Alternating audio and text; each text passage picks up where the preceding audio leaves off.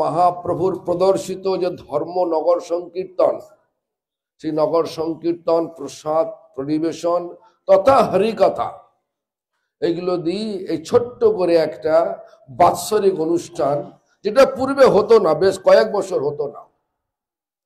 তা আমি যতদিন থেকে এখানে প্রতিমা দেবীর আদেশে এখানে আমি এসেছি, ততদিন থেকে প্রায় 10 বছর হয়ে গেল তো এখানে করি। তো যাই হোক, বাহ্যে অনেক বাধা রয়েছে, পরিবেশ সম্বন্ধে আমার পরিচিতি নেই, তথাপি ভগবানের কথা, ভগবানের সমস্ত পৃথিবীটা ভগবানেরই পৃথিবী, সর্ব জায়গায় ভগবানের কথা বলা যেতে পারে, ভগবানের গুণগান করা যেতে পারে, সকলকে ভগবানের ভক্তিতে উৎসাহিত করা যেতে পারে, এই উদ্দেশ্য নিয়েই আমাদের গোটা পৃথিবীতে শুধু ভারতবর্ষে নয়, গোটা পৃথিবীতে আমাদের প্রচার কেন্দ্র রয়েছে।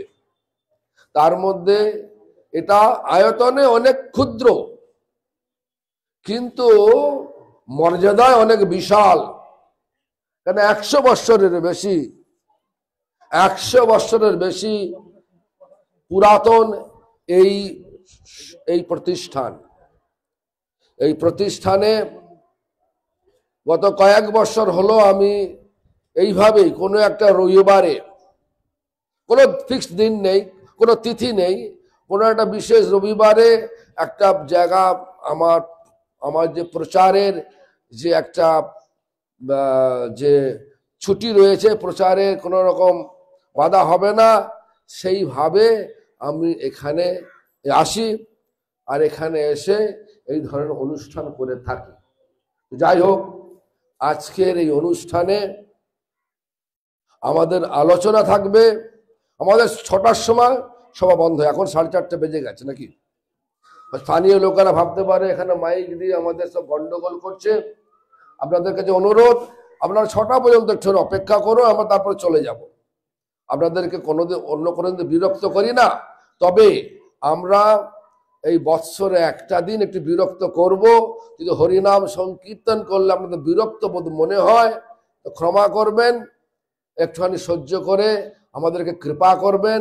এই চৈতন্য মহাপ্রভুর সংকীর্তন প্রদর্শিত যে ধর্ম, সে ধর্মকে আমরা যেন সত্যিকারের পৃথিবীর প্রত্যেকটা কোনায় কোনায় আমরা পৌঁছাতে পারি।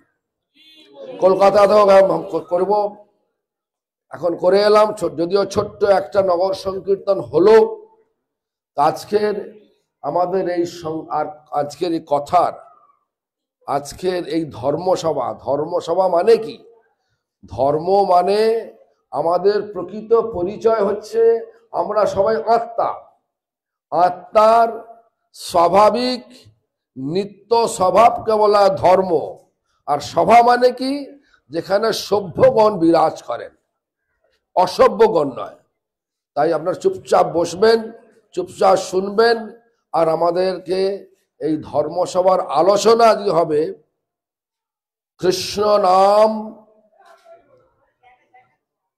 কৃষ্ণ নাম সাধু সঙ্গে, কৃষ্ণ নামের ফল কি, সাধু সঙ্গের কৃষ্ণ নামের ফল কি, এই বিষয় নিয়ে আলোচনা হবে।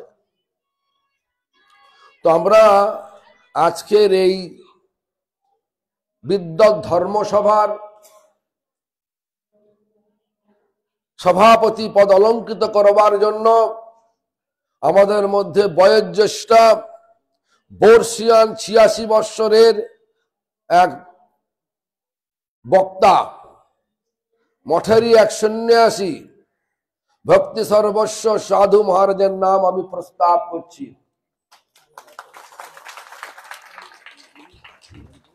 সকলের পক্ষ থেকে